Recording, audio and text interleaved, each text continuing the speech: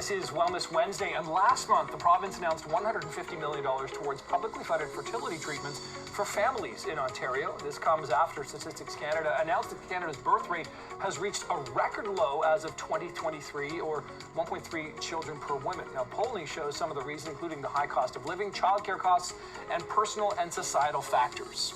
But are there ways to take control of your fertility early on? Our next guest, Shania Vopa, did just that and documented her IVF journey at just 25 years old. She joins us live now to talk about why she chose to freeze her eggs so early on in life. Shania, thanks so much for joining us. I understand you're 26 years old today, so you did this last year. Why did you decide to freeze your eggs at such an early age? I have various career goals that I want to accomplish before I have kids, and I know that our fertility starts to decline, especially in our mid-30s, and I wanted to get ahead of it. So how did this conversation come about with your doctor? Because I assume, and maybe this is wrong, that you're maybe on the younger side of people who are looking to freeze their eggs. What did the doctor say to you, and how did that sort of weigh into your decision then? Fertility consultations in Ontario are free, and so I was directed to a fertility specialist, and she was really excited to have this conversation, and she felt like it was really empowering that someone my age was already thinking about options. Okay, so I'm sure a lot of people are wondering, how much did this all cost? It cost roughly $10,000, but I honestly wouldn't have been able to do it if I didn't have insurance coverage. Okay, so your insurance covers how much of that? It covered 80% of my medication costs. Wow. Okay, that's pretty significant there. So really, that does bring it down into a level that's much more approachable for people here. So what are the benefits here in terms of your perspective, Shania, on now having these frozen eggs available for you down the line sometime? Three major benefits. A, I have a little bit of a weight lifted off my shoulders, especially as a young girl thinking about a potential partner and a future family. Second is my future self now has options. You know, when she really wants to be a mom and she's so excited to do so, but she has an option to potentially conceive, you know, not naturally. And then third would be just awareness. Like, I feel like I know so much about myself and my reproductive health that I wouldn't have known otherwise. Yeah, I think that is the key here, is even if you do decide or don't decide to freeze your eggs, you talk to a fertility specialist, you know your options, and then you can make an informed decision. So I'm curious about how it works. So you're saving this for a later date. Each year, do you have to kind of pay a certain amount of fee to keep those eggs fertile? I pay a storage fee every single year. It's roughly $500. That's it? Yep. Okay. Like a phone bill. Yeah. Right, like a phone bill, Yeah, essentially. Yeah. Sometimes phone bills can be more than that. They certainly can.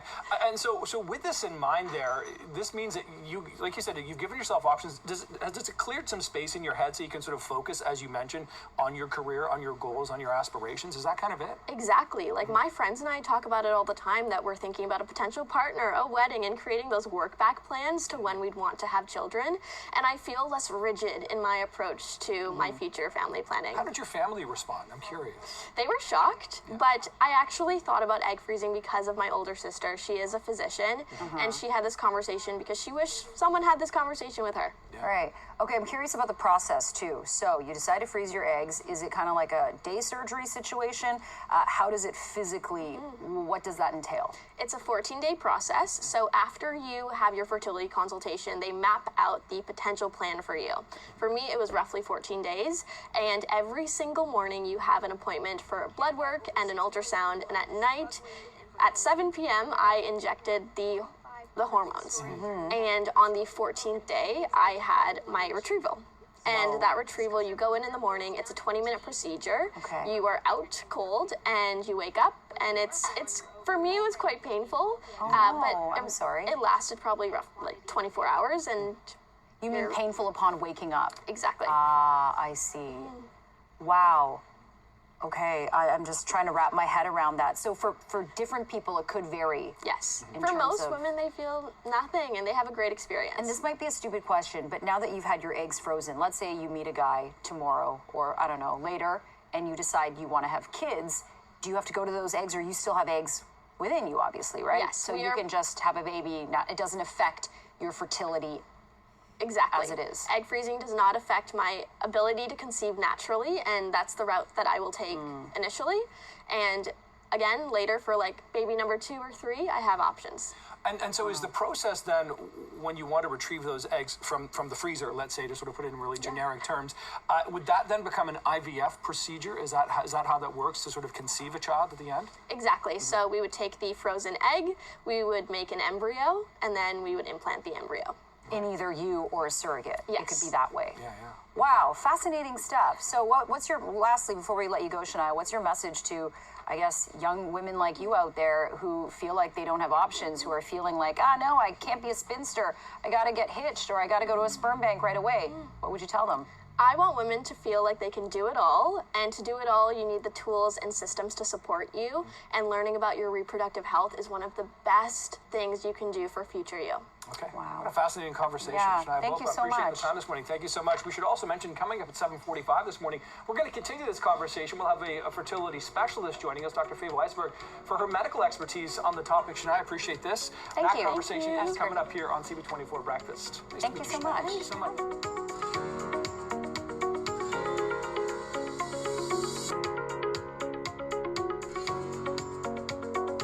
Okay, time for part 2 of our Wellness Wednesday segment. Earlier this morning, we spoke with Shania Bopa about her decision to freeze her eggs at age 25, pointing to a trend of women waiting longer to have children. So as we continue this conversation, we have fertility expert Dr. Faye Weisberg, who joins us now with providing her medical expertise on this. Dr. Weisberg, appreciate your time this morning here. So let's talk about this.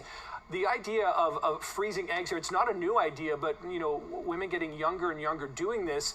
What is the sort of advice and guidance coming from a doctor like yourself about this? So I think that freezing eggs is actually fairly new when you think about the advances in medicine. The problem is that eggs are so full of water that the technology to be able to freeze them and defrost them properly has really been a huge issue. So for the last 10 to 15 years, more and more women are freezing their eggs. And I think that from a young woman's perspective, it's really important to think about.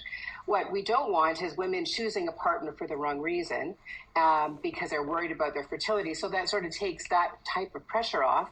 And there's also certain medical conditions that over time will get worse, such as endometriosis or a family history of early menopause. So there are some very good reasons for women to freeze their eggs. Also, we do it with women who are experiencing a diagnosis of cancer before they have their treatments so that we can help preserve their fertility.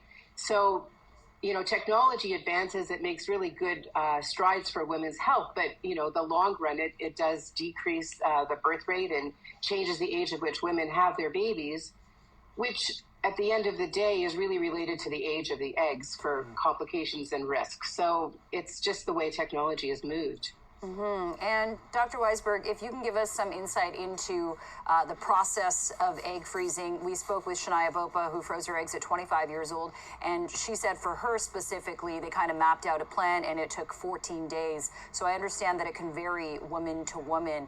How complicated is the process, and are there any health risks associated with it? So that's a great question. The number one question that I get from women who want to come and freeze their eggs is this going to, make my menopause early? Am I going to run out of eggs before it's time because we're doing this? But at the end of the day, women are born with a certain number of eggs, and when we go through menopause, we have none. We don't regenerate more eggs as men do with their sperm. So we also know that there's this process called atresia, which is sort of the dying off of eggs, and we lose thousands of eggs all the time. So we're really sort of capturing what might not have even made it. The process of egg freezing really involves hyperstimulating the eggs, and that means going on medication to override our own body, where normally we would make 1, rarely 2 or 3 eggs a month. So we superovulate to make 15 to 20, as many eggs as we can. That's safe for women, and then we retrieve them. So it's like an IVF procedure where we monitor a woman. She takes medication to stimulate her ovaries. She takes medication not to ovulate, and then we remove the eggs, and then they're frozen. And they're frozen unfertilized, so they are open to sperm in the future. So, doctor, the advantage here is that you're taking these younger eggs, healthier eggs, et cetera, in the hopes of a future pregnancy with like I said, healthier eggs.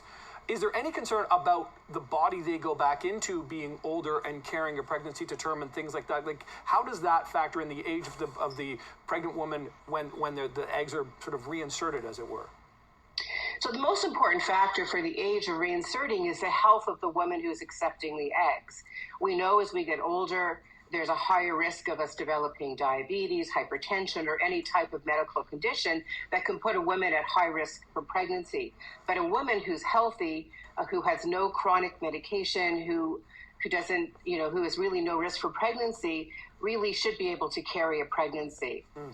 The other problem is that pregnancy itself carries an increased risk of stroke or heart disease, so we have to be careful about the limits that we put on for when a woman can carry. Right. Okay, Dr. Faye Weisberg, really appreciate your time this morning to help us break down and understand what freezing your eggs entails and the implications and